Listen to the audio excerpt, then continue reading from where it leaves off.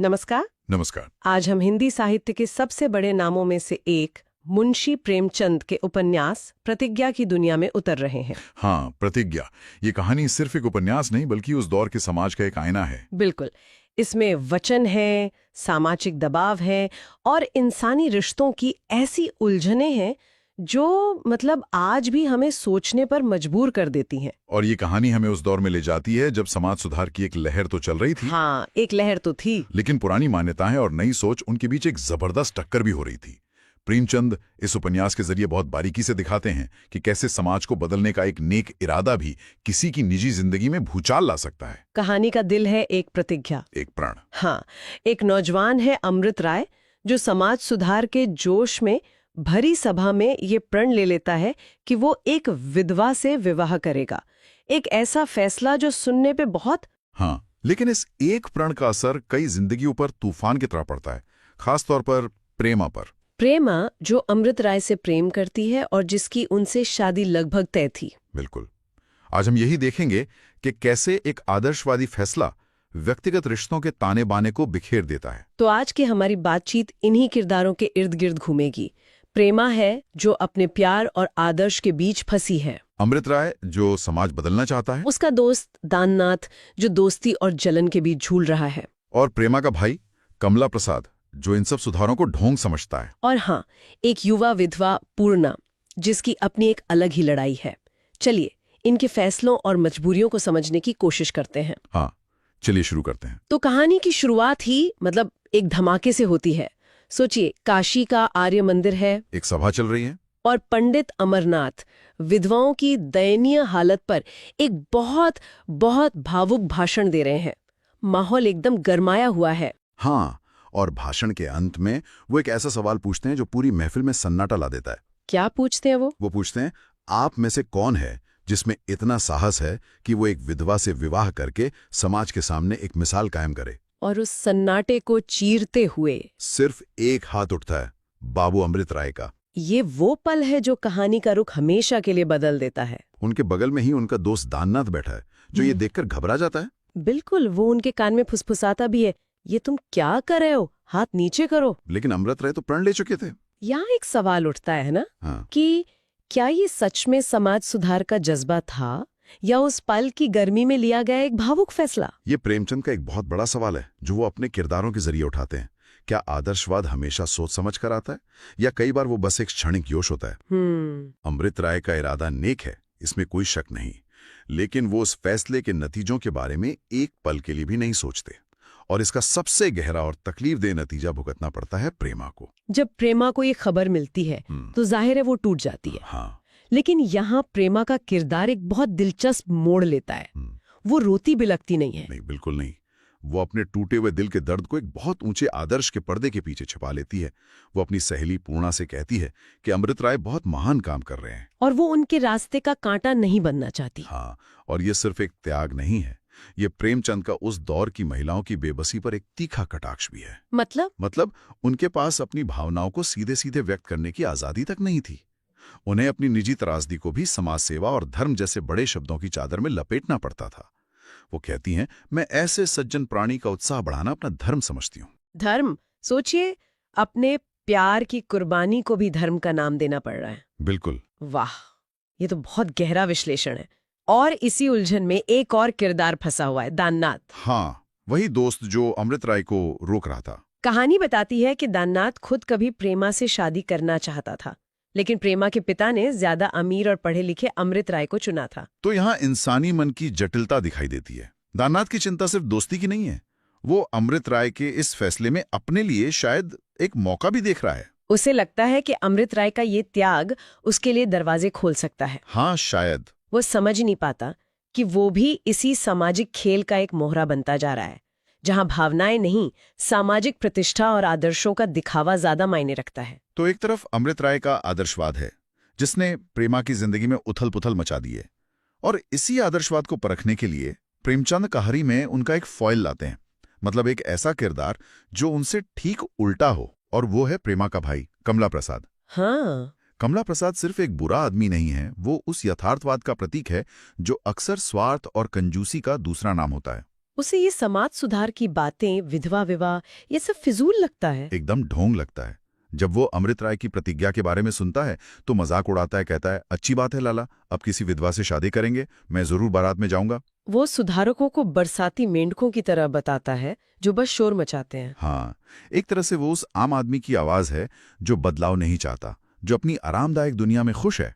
और उसकी ये सोच तब और खुलकर सामने आती है जब कहानी में पूर्णा की एंट्री होती है। पूर्णा, प्रेमा की सहेली जो हाल ही में विधवा हुई है और बहुत ही दयनीय स्थिति में है। पूर्णा की कहानी अपने आप में बहुत दुखद है। बहुत ज्यादा। उसके पति वसंत कुमार की मौत नदी में उसके लिए कमल के फूल तोड़ने की कोशिश में डूबने से हो जाती है। अब वो बिल्कुल बेसहारा है। साफ दिखते हैं। लेकिन यहाँ कहानी एक बहुत ही घिनौना मोड़ लेती है। हाँ। कमला प्रसाद पैसे बचाने के इरादे से पूर्णा के घर जाता है ताकि उसे समझा बुझाकर वहां से जाने के लिए कह सके। लेकिन वहां पूर्णा की सादगी और उसकी दीनहीन सुंदरता को देखकर उसकी नीयत खराब हो जाती है। जैसा कि प्रेमचंद लिखते हैं, जीवन में पहली बार उसे सौंदर्य का आकर्षण हुआ और यह आकर्षण वासना का रूप ले लेता है। और फिर वो अपनी नीचता पर हमदर्दी का नकाब ओढ़ लेता है ना? वो चिकनी चुपड़ी बातें करके पूर्णा को अपने ही घर में रहने के लिए मना लेता है। हाँ, उसका मकसद मदद करना नहीं बल्कि एक बेसहारा औरत का फायदा उठाना है। यहीं से अमृत राय के आदर्शवाद और कमला प्रसाद की नीचता के बीच का फर्क एकदम साफ हो जाता है। एक समाज की विधवाओं को उठाना चाहता है, हाँ। और दूसरा एक बेसहारा विधवा को गिराना चाहता है। उधर प्रेमा के घर में एक नया फैसला लिया जाता है। अमृत राय से नाउम्मीद होकर परिवार उसका विवाह दाननाथ से तय कर देता है। और प्रेमा भी बेमन से हाँ कर देती है। उसके लिए अब जैसे कोई फर्क ही नहीं पड़ता। लेकिन उसके लिए सबसे दर्दनाक पल वो होता है जब उसे दाननाथ की तरफ से शादी का प्रस्ताव वाला खत मिलता है। और उस खत को लिखने वाला कोई और नहीं बल्कि अमृत राय खुद थे। हाँ, अपने प्रेमी के हाथ से उसकी लिखावट में किसी और के साथ अपने विवाह का पत्र पढ़ना, ये उसके लिए एक असहनीय पीड़ा थी। प्रेमचंद लिखते हैं, वही लिपि उसकी आंखों में कांटों की भांति चुभने लगी। ये कितना अजीब है ना। दाननाथ की शादी तो प्रेमा से हो जाती है, लेकिन उसके मन में हमेशा एक शक बना रहता है। उसे लगता है कि प्रेमा के दिल में अब भी अमृत राय ही है। वो प्रेमा के शरीर पर तो अधिकार पा लेता है, पर उसके मन पर नहीं। और यही असुरक्षा और ईर्ष्या उसे अमृत राय का दुश्मन बना देती है। पूरी तरह से वो पूरी तरह बदल जाता है। जिस समाज सुधार का अमृत राय समर्थन करते हैं, दानानाथ अब सार्वजनिक रूप से उसका विरोध करने लगता है। वो सभाओं में अमृत राय के खिलाफ भाषण देता है, सिर्फ इसलिए ताकि वो प्रेमा को नीचा दिखा सके। उसे ये जता सके कि तुम्हारा पहला प्यार गलत था और मैं सही हूं। दोस्ती अब खुलकर दुश्मनी में बदल चुकी थी। तो एक तरफ ये बाहरी दुनिया में जंग छिड़ी हुई थी और दूसरी तरफ घर के अंदर पूर्णा की लड़ाई चल रही थी। कमला प्रसाद लगातार उस पर डोरे डालने की कोशिश कर रहा था।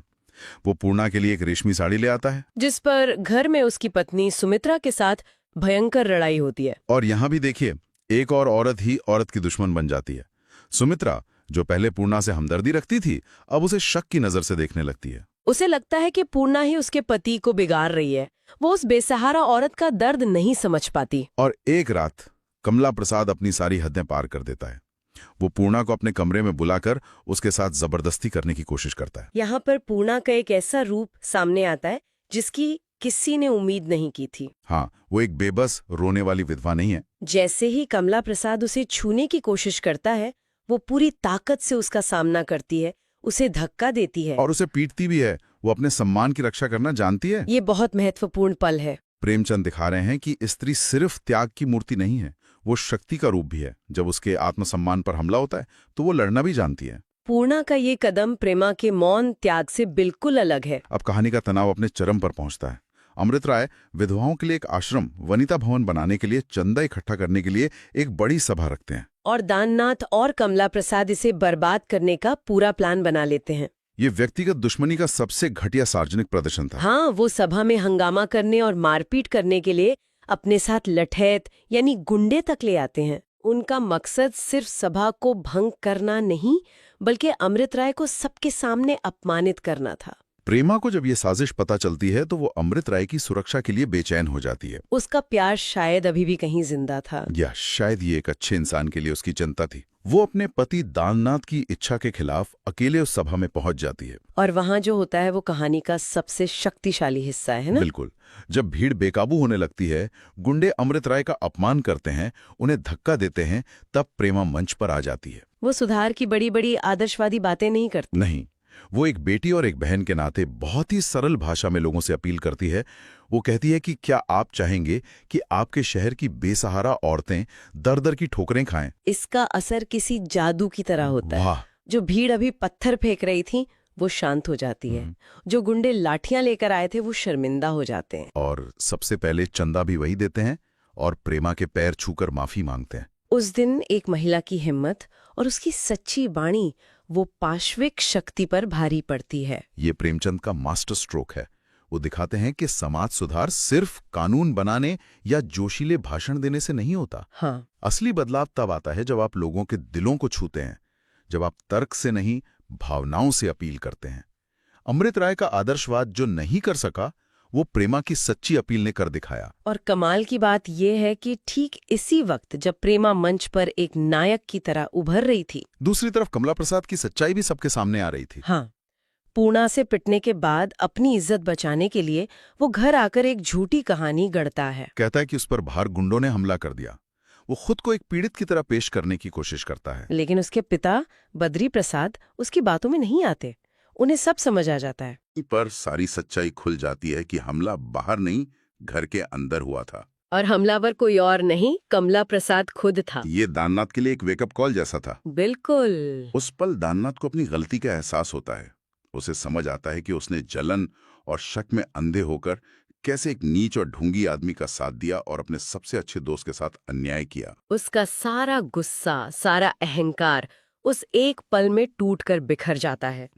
तो हमने देखा कि कैसे अमृत राय की एक सामाजिक प्रतिज्ञा ने कई जिंदगियों में भूचाल ला दिया। हाँ, प्रेमा के निजी जीवन में उथल-पुथल मच गई। दाननाथ दोस्ती और ईर्ष्या के बीच पिसता रहा। और पूर्णा जैसी बेसहारा महिला को कमला प्रसाद जैसे ढोंगी लोगों का सामना करना पड़ा। लेकिन कहानी के इस मोड़ पर प्रेमा का साहस और दाननाथ का पश्चाताप कहानी को एक नई दिशा देते हैं।